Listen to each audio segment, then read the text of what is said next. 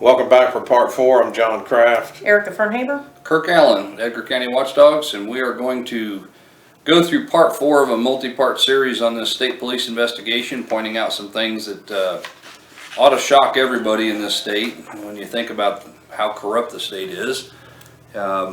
This was an interview, a follow-up interview with the treasurer, with Erica, and she'll have a lot of input on this. This took place on the 21st of May in 2020. Oh, that's the one with Gina. Oh, excuse me, you're right. Let me scroll one more page down. June 17th. June 17th, 2020. So after they had met with the other 3 whopping people in this entire deep dive that took so many years, they spoke with Ms. Fernhaber, and some things jumped out at us, and I'm sure there'll be more that she's going to point to in this. There's a note in here. Fernhaber, this is on page 119. Her interview starts on page 118, and we'll publish all these documents. Fernhaber documented timekeeping issues with dispatchers going on and off duty. Now, when we asked for the timekeeping of those employees, we were told the CAD system, the log in, log out, was the electronic timekeeping. They insisted they had electronic timekeeping. But then the officer puts in here, it should be noted, the CAD system utilized by the Shelby County Sheriff's Office was not intended to monitor time for payroll purposes. That was not my statement. That was the statement from the state police, but they had told you and us, the sheriff did, the CAD system was how they kept track of time. Am I missing something?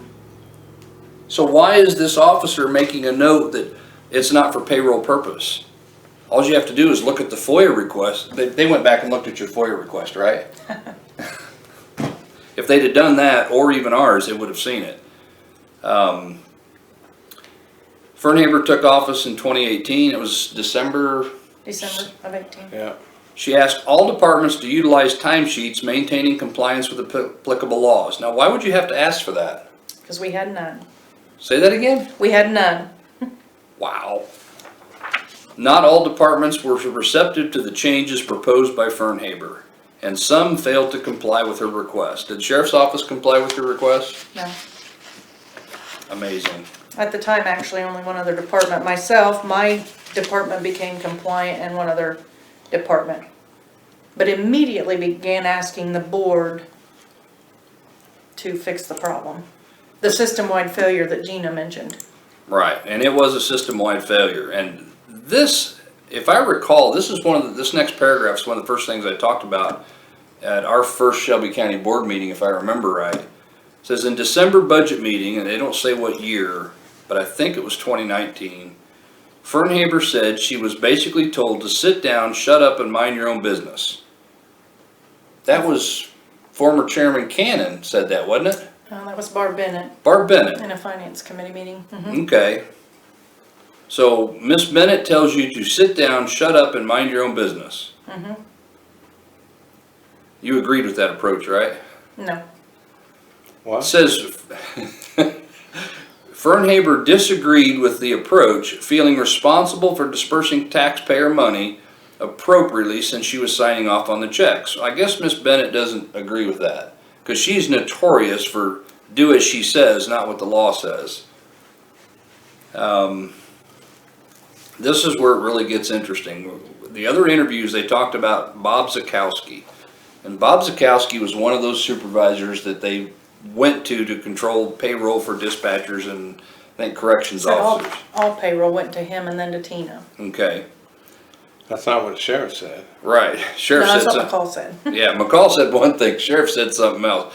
But you saw, state police caught that. They followed up and identified who was supposed to, didn't they? They asked you about that, right? Fernhaber provided evidence of Bob Zakowski not being at work and not utilizing benefit time from October 13th through 19th, 2019. Remember that date. 2019. Fernhaber said if you work holidays, you get 12 hours of comp time. If you do not work, you get 8 hours, basically reading the contract. What a novel idea. Fernhaber said Zakowski frequently puts 12 hours down on his timesheet when it's not warranted. I'm assuming you had evidence to support that Well, position? the CAD system that was supposed to be record keeping, that then maybe we don't want it to be record keeping. If he was not there on a holiday, he should have received 8 hours of comp time, which he wasn't there, but yet was awarded 12 hours of comp time according to their record keeping, not mine. This next paragraph is an interesting one. I'm really baffled why some of these public officials do this. Trooper Slouch asked Fernhaber if she believes, based off viewing the reports, that there is a criminal element to the complaint. Well, you filed the complaint because you were told to by, Gina told me to do what I felt like I needed to do. okay, And Ed Flynn told me we need a criminal investigation into the sheriff. right. So I did it based on legal counsel. The criminality, what you believe is irrelevant. Correct. Same with what we believe. Now, we're going to present evidence that supports one thing or another, but what you believe, that just seems like a really odd statement for a deputy or a law enforcement person to ask you.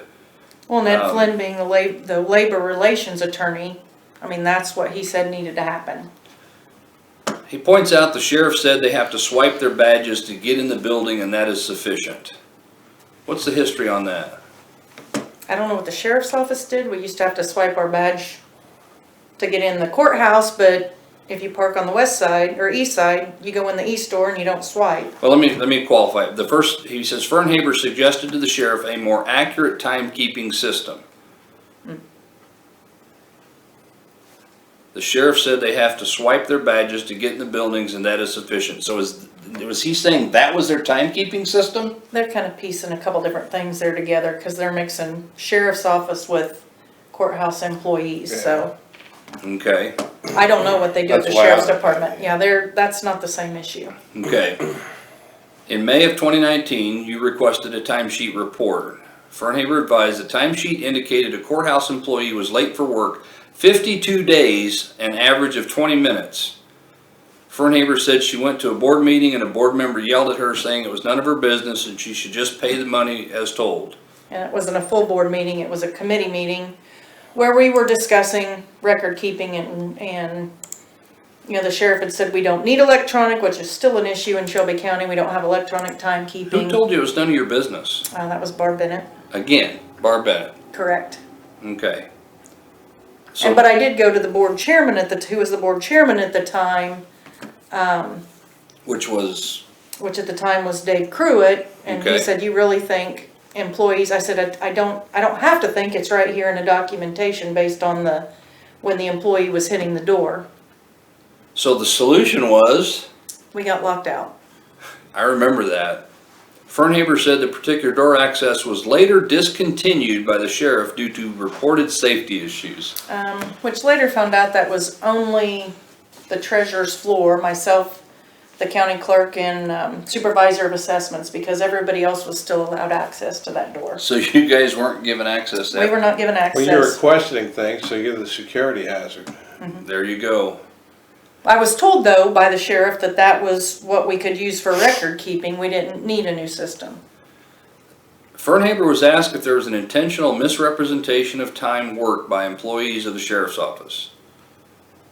Fernhaber advised she does not know what goes on at the sheriff's office, does not believe the sheriff's office is following their agreed upon contract.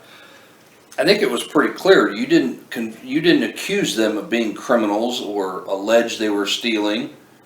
You said, I have a problem, you're making me pay money out with no records to support what I'm paying out, I want it fixed. Well, and that's exactly what the auditor said when they said there was a $642 payment to a sheriff's employee with no supporting documentation. As an elected official that, you know, handles $45–50 million a year, who puts my name on a check, I wanted it very clear that I was not going to be complicit with what was going on. And both auditors said, you know, that the county was not in compliance with union contracts, state or federal law.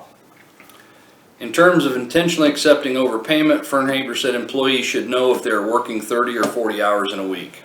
Yes, they should. I would know. If I worked in my pay cycle and I got paid 80 hours and I only worked 70, I'm gonna know that.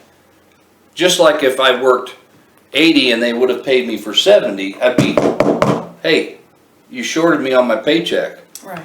Your people keep track of that.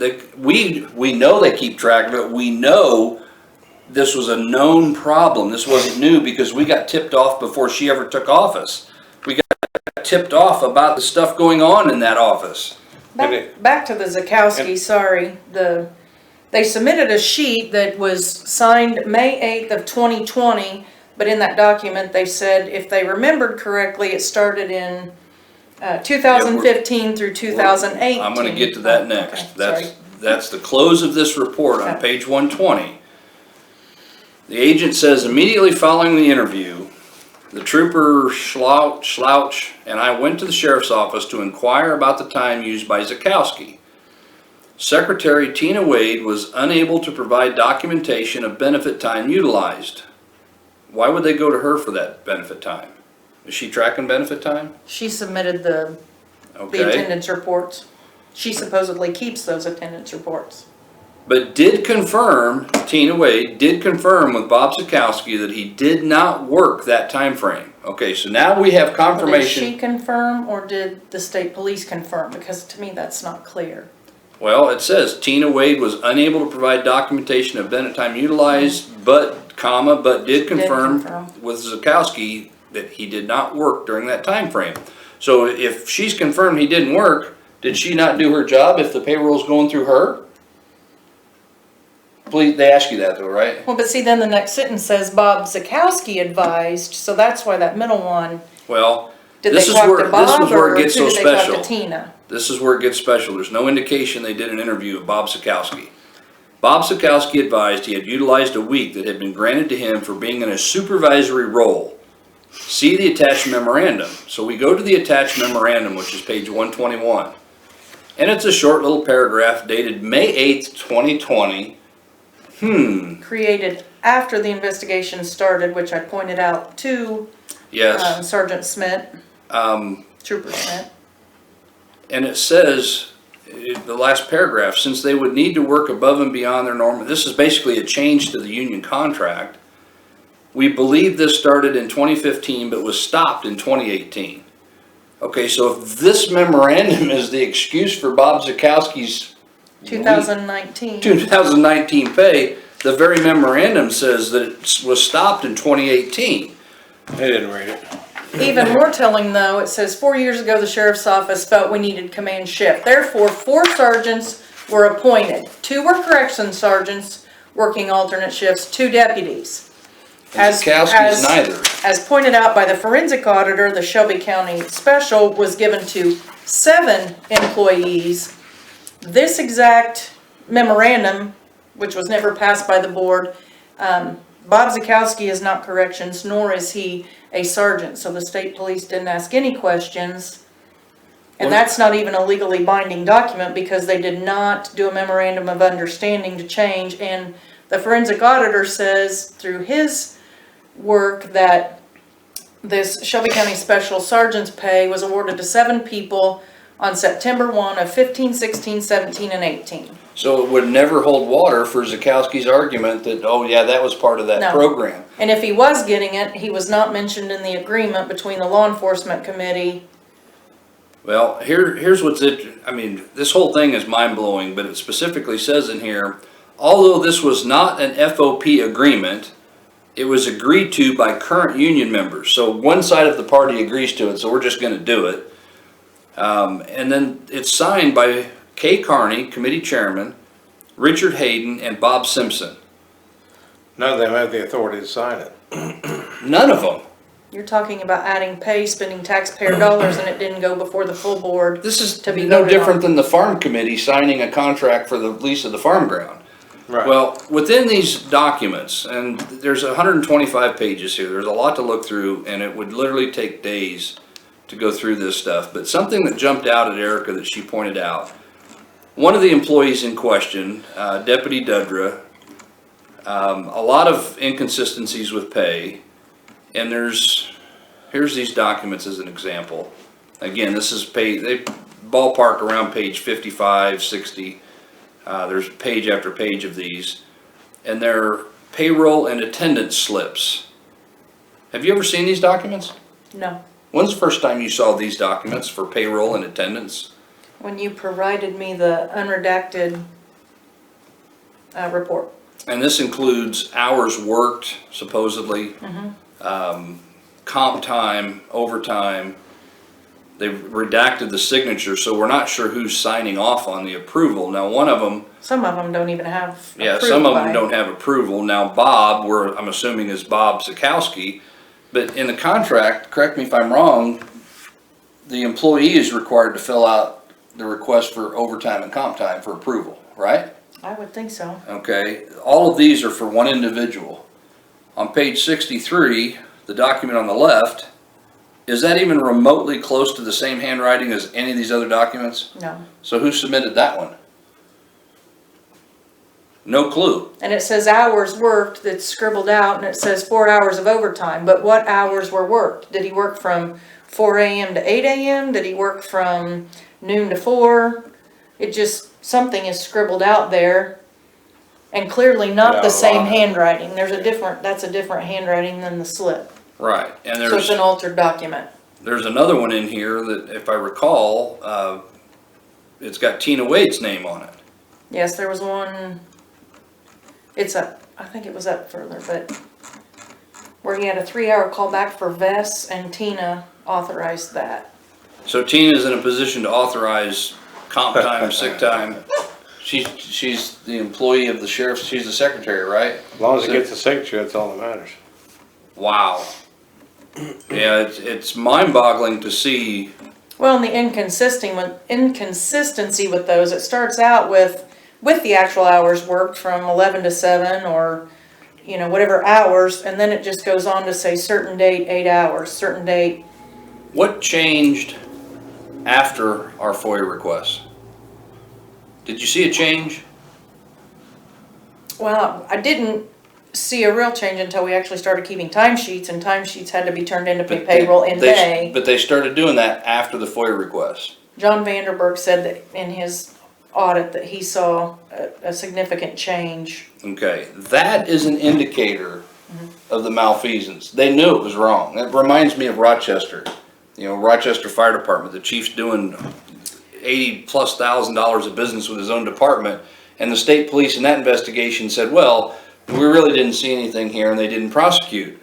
We let a year go by, we requested a year's worth of expenses, and my gosh, it dropped, tenfold from what it was when he was doing it.